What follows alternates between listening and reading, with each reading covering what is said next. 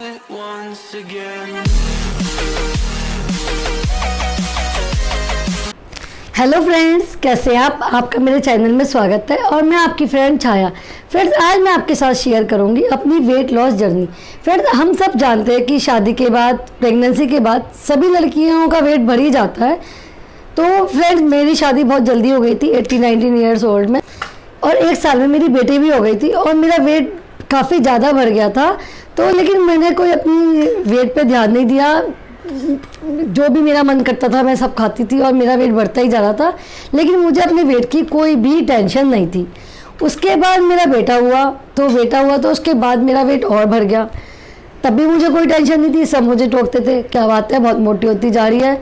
तो मैं हंस के डाल देती, क्या हुआ, खाते पीते करके थोड़े से हेल्दी भी है तो क्या हो गया। फ्रेंड्स, मुझे कोई टेंशन नहीं थी। मेरे कपड़े टाइट हो रहे हैं, मैं अच्छी नहीं लग रही, मैं काफ़ी ज़्यादा मोटी लग रही हूँ, मुझे कोई भी टेंशन नहीं थी। तो फ्रेंड्स, प्रॉब्लम मुझे तब हुई जब मेरे पूरे जॉइंट्स में पेन होने लगा। मेरे नी में पेन था, मेरी उंगलियों में पेन था, मैं घर का कोई भी काम प्रॉपर तरीके से नहीं कर पा रही थी। मैं वैसे भी उतरती तो भी मेरे बहुत तेज़ दर्द था। फ्रेंड, मैंने बहुत सारे डॉक्टर्स से इलाज कराया। मुझे कोई भी बोल देता था कि आप इस डॉक्टर के पास चले जाओ, आपका दर्द ठीक हो जाएगा, आपको आराम मिलेगा। तो मुझे बस कोशिश ये थी कि मुझे आराम मिल जाए जल्दी से जल्दी। उन्होंने बहुत सारे टेस्ट भी कराए, लेकिन मेरे टेस्ट में कोई प्रॉब्लम ही नहीं आती थी। तो डॉक्टर्स भी खाली दवाइयाँ दे देते थे और मेन उसमें होती थी पेन किलर। और आप सब जानते हैं पेन किलर के कितने ज़्यादा साइड इफ़ेक्ट होते हैं, हमारी किडनी भी ख़राब हो सकती है। लेकिन मेरा पेन इतना ज़्यादा था कि मुझे पेन किलर लेनी ही पड़ती थी। तो रेगुलर पेन किलर लेने से मैंने स्टेरॉइड लिए, तो उससे क्या हुआ कि मेरे जो आगे के बाल हैं वो धीरे धीरे कम होने लगे। लेकिन मेरे पास कोई ऑप्शन ही नहीं था कि मैं पेन किलर ना लूँ। मेरी प्रॉब्लम इतनी ज़्यादा थी कि मुझे पेन किलर लेनी पड़ती थी। लेकिन फिर मैंने एक दिन सोचा, बस अब बहुत हुआ, अब मुझे अपने दर्द को, अपने आप को ठीक करना है।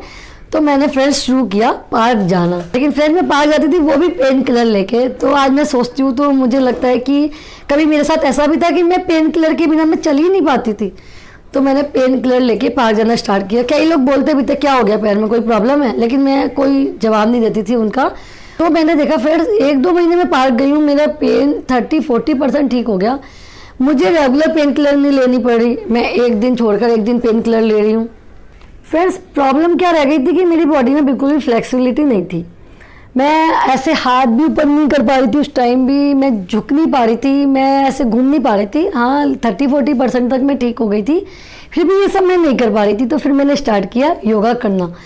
योगा करने के कुछ टाइम बाद मैंने देखा कि मेरी बॉडी में बहुत ही ज़्यादा चेंजेस आए। जो मैं ज़मीन से मैं उठ नहीं सकती थी, मैं 12-12 सूर्य नमस्कार एक साथ करने लगी।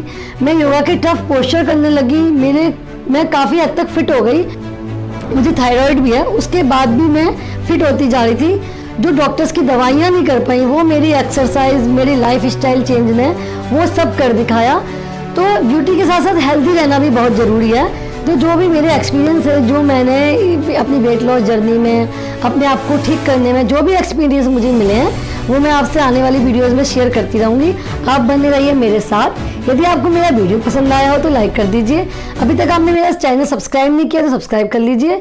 और आप मुझे फॉलो कर सकते हैं इंस्टाग्राम हैंडल पर, यह है मेरी इंस्टाग्राम ID। तो चलिए फ्रेंड्स, मिलती हूँ मैं आपसे अपनी नेक्स्ट वीडियो में। बाय।